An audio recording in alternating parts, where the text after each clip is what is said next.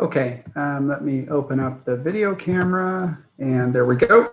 And let me make sure that we are recording. Yep, we're good to go. Okay, so this will be an overview of Module 2.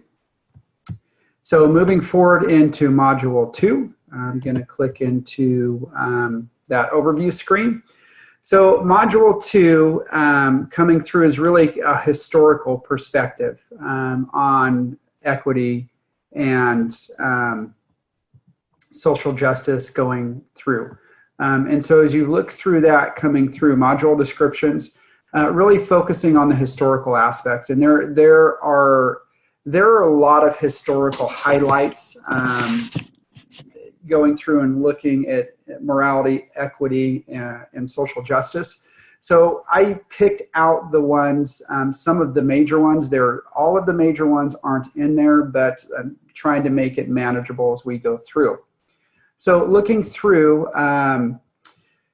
starting with the Civil Rights Act, there's going to be some information and reading on that. Title IX, which gets into sexual harassment, which is fairly relevant in today's time, and some stuff within schools.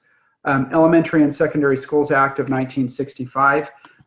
Just as a note, the Elementary and Secondary Schools Act of 1965 is reauthorized every 4 years, and that became the No Child Left Behind Act, and then was reauthorized again.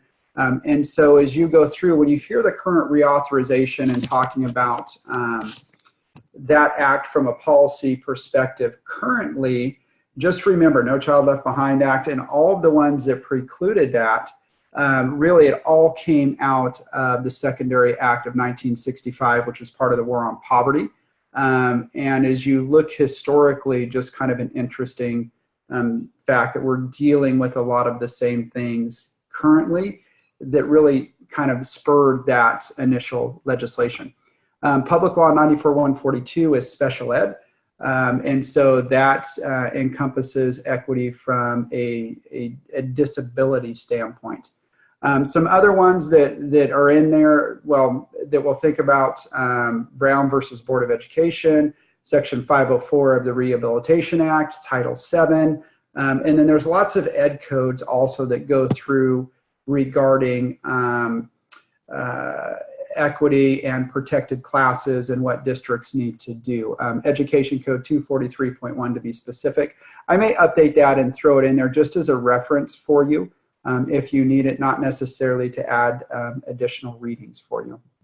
But coming down, our objectives is to, again, through the discussion boards that you've already looked at, is to participate in the discussion. You're going to identify a topic that you've had a conflict with, and then analyze and explain how you have handled that topic. So those are some of the objectives that we'll work through. The readings for this one, a little bit less than Module 1, but there is a historical review of the Civil Rights Act, historical review of Title IX, a historical review of the Elementary and Secondary Schools Act, historical review of special education, and then the discussion module for discussion activity for Module 2, which again are going to be the same now going all the way through. The part that's going to go for the equity audit is your topic selection and rationale. Why? So it's really taking the video from Module 1 and putting that into writing. And then you'll click on that and it'll take you to it, but it gives you a brief explanation, as everything will when you do that. So students will identify an area of equity interest for which their equity audit will be based upon. Students will provide a rationale as to why they have selected that topic, and really looking at 1 to 2 pages. So if you remember back to Module 1 and the 95-page equity audit, again, we're going to condense this down. It's an 8-week course. And so the content I still want, but I do have an understanding that the sheer brevity is going to be a little bit less, but not the quality. So that will end Module 2. And at this point, I'm going to stop recording, and good luck, and I hope you enjoy this module.